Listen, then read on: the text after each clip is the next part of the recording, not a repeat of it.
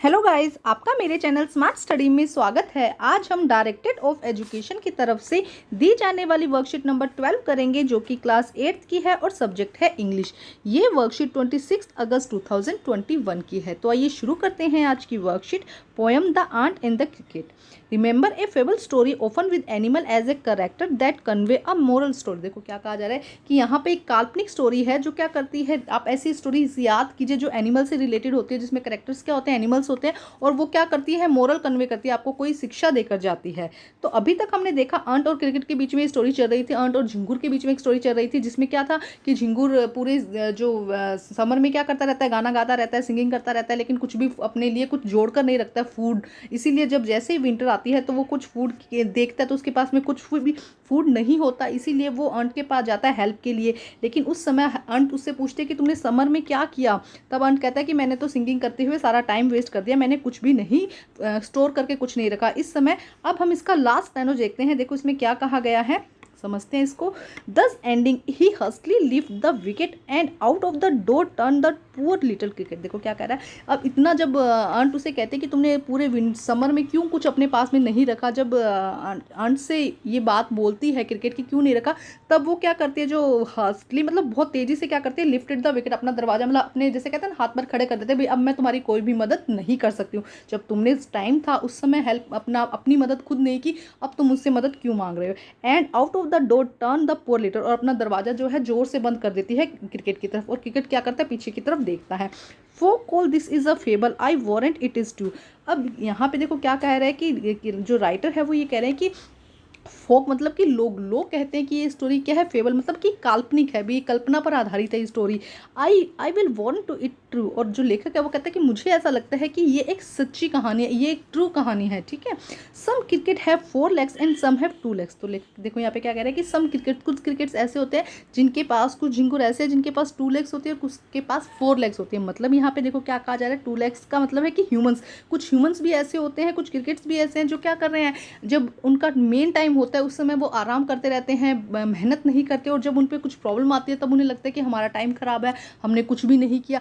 तो इसीलिए अपने टाइम को हमेशा बचा कर रखो, अपने टाइम की वैल्यू करो, वेस्ट मत करो अपने टाइम को, क्योंकि कब टाइम में क्या चेंजेस आ जाएगा कुछ नहीं कह सकते। अगर यहाँ पे क्रिकेट पहले से अपने लिए फूड स्टोर करके रखता, जैसे कि आंट ने किया था, तो इतनी प्रॉब्लम का सामना झिंगुर को नहीं करना पड़ता। तो इसीलिए यहाँ पे ये बताया गया है, some cricket have 4 legs and some have 2 legs. जैसे क्रिकेट है वैसे ही कुछ ह्यूमंस है जो अपना टाइम सिर्फ वेस्ट करते हैं, और जब कुछ दिक्कत आती है तो वो उन्हें प्रॉब्लम और भी ज़्यादा बड़ी लगती है। अब हम करते हैं इसके क्वेश्चन जो कि बहुत ही आसान है, फटाफट इसके क्वेश्चन सब देखते हैं। What does the poet mean by the last line, some cricket have 4 legs and some have 2 legs. देखो क्या कहा गया है कि इस लाइन का क्या मतलब है। तो देखो अभी हमने समझा, some people are like the cricket, they are lazy and do not care about the future. कुछ पीपल क्या है, क्रिकेट के जैसे लेजी होते हैं, वो क्या नहीं करते, फ्यूचर की प्लानिंग नहीं करते, वो केयर नहीं करते फ्यूचर के। तो आंसर क्या हो जाएगा इसका, see. What was the young cricket assume to do, जो यंग क्रिकेट था वो क्या करता रहता था, कैसे उसने अपना सारा टाइम वेस्ट किया, सिंगिंग करते हुए। वो क्या कर रहा था, सिर्फ सिंगिंग करते हुए उसने अपना सारा टाइम वेस्ट कर दिया।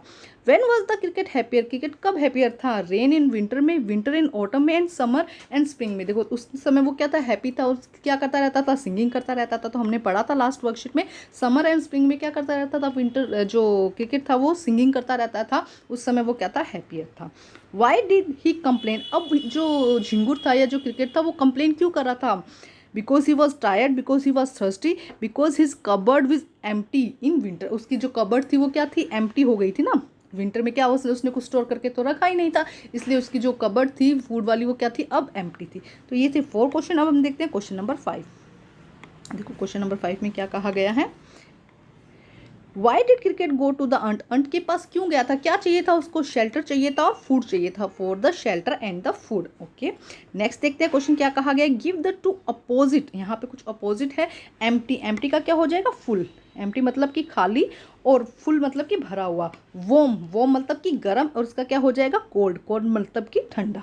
ठीक है, क्वेश्चन नंबर 3 देखते हैं, what lesson do you get from this poem, आपने इस पोएम से क्या लेसन सीखा। देखो इससे हमने ये सीखा भी हमें हमारा टाइम नहीं वेस्ट करना चाहिए, जब भी कोई टाइम हो हमें उसको, जैसे कि हमें आने वाले फ्यूचर की प्लानिंग करनी चाहिए, इसको कभी भी वेस्ट नहीं करना चाहिए। तो आइए करते हैं इसका आंसर हम।